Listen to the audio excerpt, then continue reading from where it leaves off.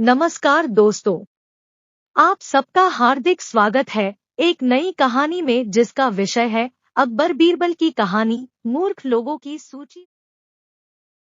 एक वक्त की बात है, बादशाह अकबर अपने दरबारियों के साथ दरबार में मौजूद थे। तभी उनके मन में एक बात आती है। बादशाह बोलते हैं कि मेरे आसपास हमेशा बुद्धिमान लोग रहते हैं और मैं उनके बीच रहकर बोर हो गया हूँ। मैंने फैसला किया है कि मुझे कुछ मूर्ख व्यक्तियों से मिलना चाहिए। अकबर बीरबल से कहते हैं, तुमने हमेशा हमारी मदद अपने ज्ञान और चतुराई से की है। हम चाहते हैं कि इस बार भी तुम ऐसा ही कुछ करो और हमारे लिए 6 मूर्ख व्यक्ति ढूंढ कर लेकर आओ। जी जहांपनाह, मैं आपके लिए 6 मूर्ख व्यक्ति जरूर ढूंढ कर लाऊंगा। हम आपको 6 मूर्ख व्यक्ति ढूंढने के लिए 30 दिन का समय देते हैं। जहांपनाह, मुझे इतने अधिक समय की आवश्यकता नहीं पड़ेगी। ठीक है, अगर तुम उससे पहले ही मूर्ख व्यक्ति ले आ सकते हो तो यह अच्छी बात है। इसके बाद बीरबल मूर्ख व्यक्तियों की तलाश में निकल पड़ता है।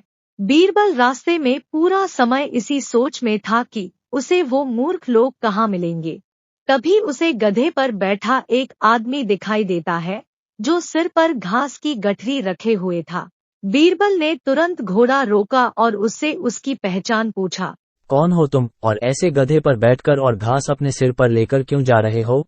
मैं रामू हूँ और मेरा गधा कमजोर व थका हुआ है, इसलिए गधे का बोझ कम करने के लिए मैंने घास की गठरी अपने सिर पर रखी है। यह सुनकर बीरबल सोचता है कि मुझे पहला मूर्ख व्यक्ति मिल गया। फिर बीरबल उससे कहता है कि तुम जानवरों के बारे में इतना सोचते हो, इसलिए मैं तुम्हें बादशाह अकबर से इनाम दिलवाऊंगा। यह कहकर बीरबल उस व्यक्ति को अपने साथ चलने के लिए कहता है। इनाम की बात सुनकर रामू बीरबल के साथ हो लेता है। बीरबल और रामू कुछ दूर चले ही थे कि बीरबल को 2 व्यक्ति आपस में लड़ाई करते हुए दिखाई देते हैं। बीरबल उन दोनों व्यक्तियों को लड़ने से रोकता है और उनसे पूछता है कि तुम दोनों कौन हो और किस बात के लिए लड़ रहे हो? जनाब, मेरा नाम चंगू है और मेरा मंगू हूँ। जनाब, मुझे चंगू कहता है कि इसके पास शेर है जिसे वो मेरी गाय के शिकार के लिए छोड़ेगा। हाँ, मैं ऐसा ही करूँगा और मुझे बहुत मजा भी आएगा। कहाँ है तुम लोगों की गाय और शेर?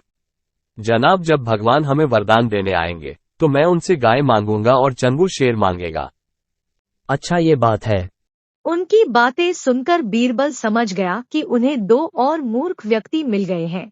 बीरबल इनाम की बात कहकर उन्हें भी अपने साथ ले लेता है। उन तीनों को लेकर बीरबल अपने घर पहुंचता है और फिर सोचने लगता है कि बाकी के मूर्ख व्यक्ति कहां से ढूंढ कर लाऊं। बीरबल उन तीनों मूर्खों को अपने घर में ही रहने के लिए कहकर बाहर चला जाता है। जब बीरबल मूर्ख लोगों को ढूंढने के लिए बाहर आता है तो उसे एक व्यक्ति दिखाई देता है जो कुछ ढूंढ रहा है। बीरबल उसके पास जाकर पूछता है कि आप क्या ढूंढ रहे हैं? जनाब, मेरी अंगूठी कहीं गिर गई है जिसे मैं काफी समय से खोज रहा हूँ, लेकिन मुझे नहीं मिल रही है। क्या आपको पता है कि अंगूठी कहाँ गिरी थी?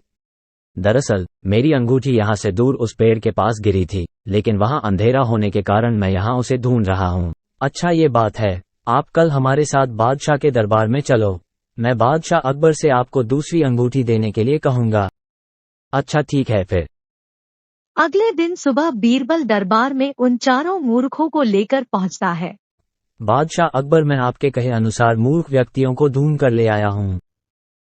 बीरबल, तुमने तो एक ही दिन में मूर्ख व्यक्ति ढूंढ लिए। क्या हमारे राज्य में मूर्खों की संख्या अधिक है और तुम यकीन के साथ कैसे कह सकते हो कि ये व्यक्ति मूर्ख हैं?